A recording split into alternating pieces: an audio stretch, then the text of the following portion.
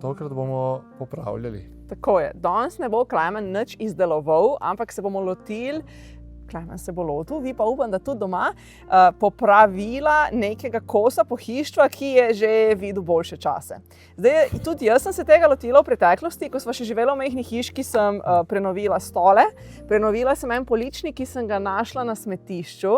Danes pa sva si za to osvežitev izbrala stolžek. Je težek. Ki ga je dizajnirala moja prijateljica že leta nazaj in jaz sem takrat za darilo dobila prototip. Ta prototip je že malo napokal, kot vidite je bil aktivno udeležen v prenovi, tako da, ja, Klemen, kaj bova delala z njim? Rada bi ga še naprej imela in če ga hočeš še naprej imeti, mora biti malo lepši kot zdaj, tako da... Zmoreš to? Sparkside. Tako, za prenovo stolčka bomo največ uporabljali tole zadevco. Pri stolčku bo ena dodatna stvar in sicer bomo ga ojačali. To pa zato, ker če ne bomo ojačal, pa ga bom sem renoviral, se bojo te razpoke spet pojavile, zato ker sem ugotovil, kje je šibka točka. Če bomo šibko točko ojačali, pa pol renovirali, bo tudi dlje časa zdržalo.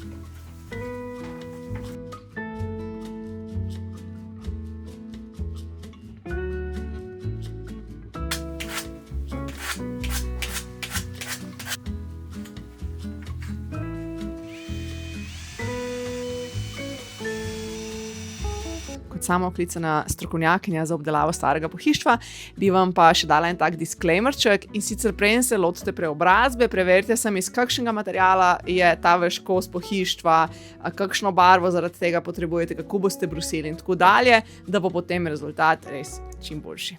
Zdaj sem ojačal, čist testno, tudi da sem videl, da deluje in zdaj, ko vidim, da deluje, bom šel na naslednjo fazo in to je kitanje. Posod, kjer so kakšne razpoke, bom dal kit za les. Ko se bo posušilo, bomo šli pa na naslednjo fazo. Tako, ja, nice.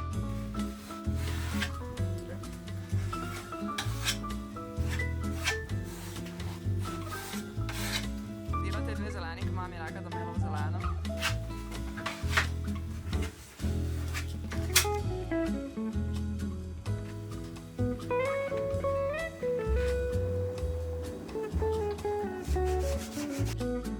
Tako, in smo pri naslednjem dnevu in kot vidite, kit se je posušil in stol izgleda nikakršen, ampak tu je šele vmesna oblika, zdaj bomo šli na brušenje.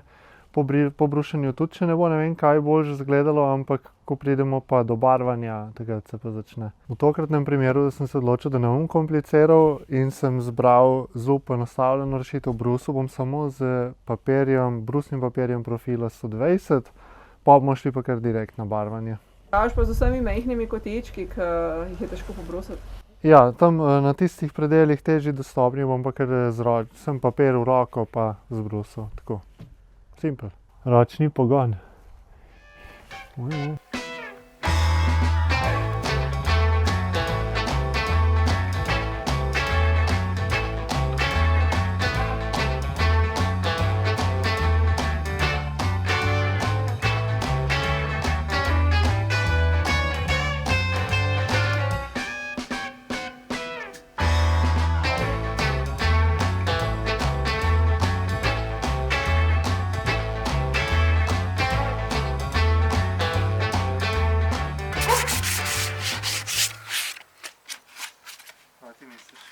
Medtem ko Klemen zaključuje brušenje, pa še par besed o barvi. Zdaj v najinem primeru vidite, da stolček tudi kljub temu, da je že skoraj čist pobrušen, je še vedno lisa zaradi kita.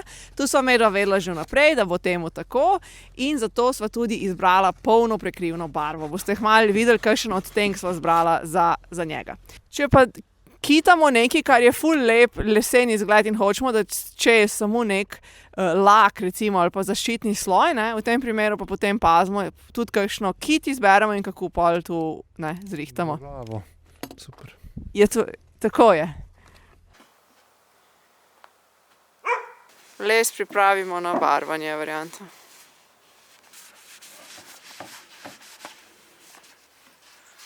To.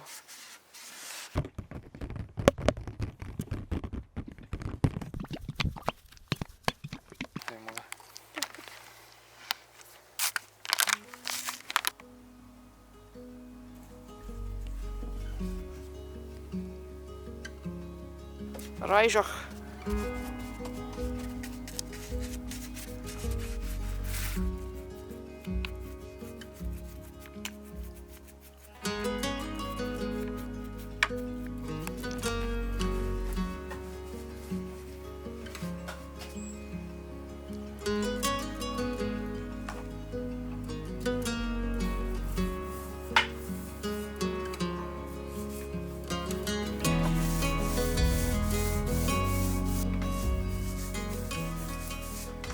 Tako, proces je zaključen in jaz sem se po tem napornem delu šel kar na njega usest.